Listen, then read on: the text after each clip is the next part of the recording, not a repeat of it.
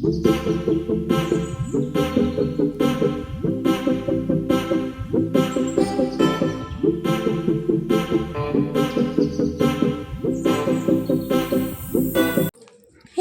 Everyone, welcome to my channel. নতুন blog নিয়ে আবার চলে এসেছি আমার সাথে। সেদিন চলে গেছিলাম ভোর পড়তে, মানে শুধু আকাশের চাঁদই দেখা যাচ্ছিলো। আমার বাড়ি দেউলা থেকে ডায়মন্ডে পড়তে চাই, তো ওখানে যেতে অনেক টাইম লাগে। দেখো পুরো কুয়াশা ভর্তি চারিদিকে, আর তাড়াতাড়ি বেরিয়ে গিয়েছিলাম যেহেতু, সেই কারণে আমার বন্ধুরা বলছিল চল একটু চা খেয়ে নিই।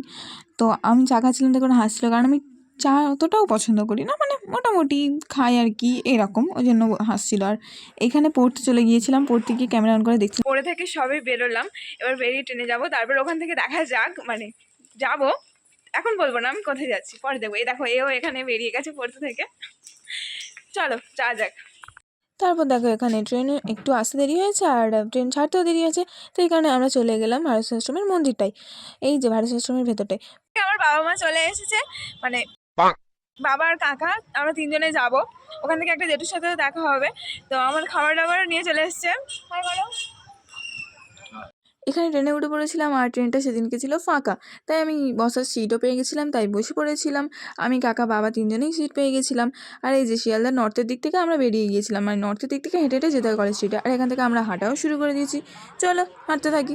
আমরা হাঁটছি, মানে হাঁটতে হাঁটতে কতক্ষণ কলেজ স্ট্রিট জানি না, আমি প্রপার রাস্তা যাই না, শুধু শুনেছি যে 10 মিনিট লাগে।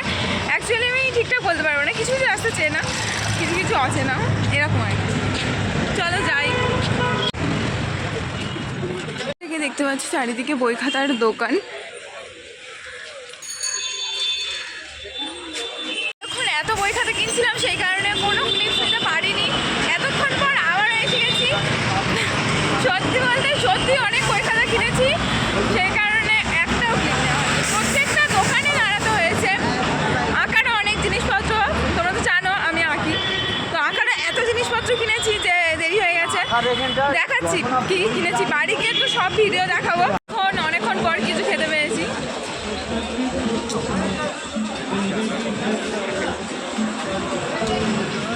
অনেকক্ষণ পর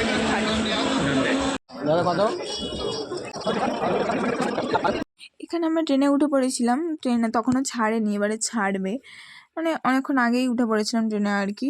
তারপর ট্রেনটা ছাড়লো, বাড়ি আসি।